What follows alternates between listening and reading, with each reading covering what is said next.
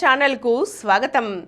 మనం నిస్వార్థ ప్రజా సేవకురాలు ప్రముఖ సంఘ సంస్కర్త అయినటువంటి శ్రీమతి హేమలత లవణం గారి స్వీయ జీవితగాథ మృత్యోర్మ అమృతంగమై నుండి స్టువర్టుపురం వాతావరణం ఎలా ఉండేదో ఆ విశేషాలు తెలుసుకుంటున్నాం కదండి.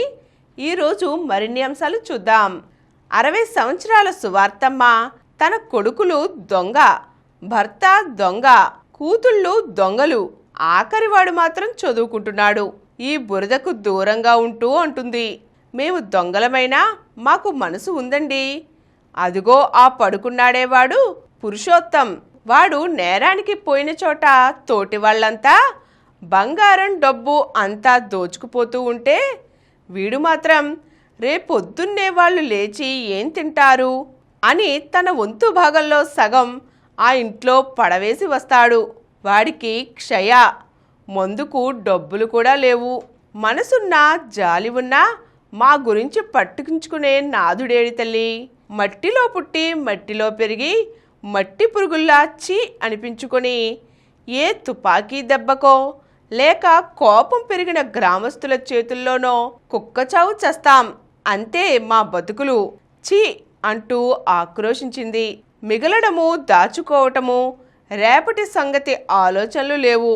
10,000 దొంగిలించి 10 రోజులు తాగడం, కోడి పలావ్ తినడం, వారం రోజులు జల్సా, 11వ రోజు పస్తు. కథ మామూలే. సంగీతరావు కులాసాగా అంటున్నాడు. ఎక్కడో దూరాన్నుండి చీకటిని చీల్చుకుంటూ వచ్చింది స్త్రీ రోదనం.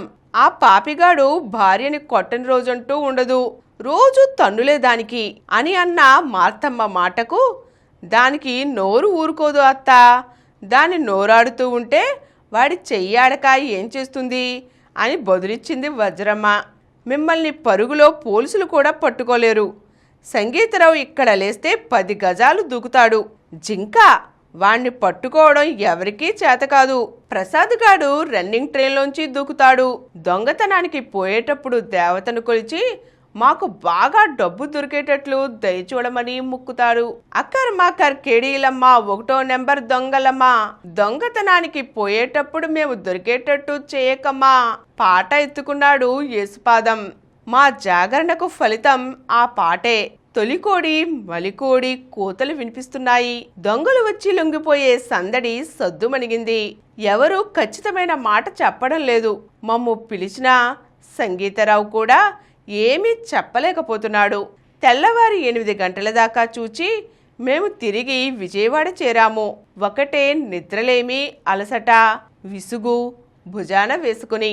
ఈరోజు మనం శ్రీమతి హేమలత లవణం దంపతులు సంస్కరణలో భాగంగా దొంగలు లొంగిపోతామని కబురు చేయగా వారి కోసం వేచి చూస్తూ అక్కడే ఉండి మరునాడు ఇంటికి చేరుకోవడం తెలుసుకున్నాం కదండి. మరిన్ని అంశాలతో మనం వచ్చే ఎపిసోడ్లో కలుద్దాం. ఈ కార్యక్రమం మీకు ఎంతో నచ్చింది కదా. ఇటువంటి మరిన్ని వీడియోల కోసం అనతి కాలంలోనే 20 కోట్లకు పైగా వ్యూస్ సాధించిన సమరం ఛానల్ సమర్పించు యతీష్ సెంటర్ ఛానల్కు సబ్స్క్రైబ్ చేయండి, లైక్ చేయండి, మీ ఫ్రెండ్స్కి షేర్ చేయండి. అలాగే ప్రక్కనున్న గంట సింబల్ని ప్రెస్ చేయడం మర్చిపోకండి.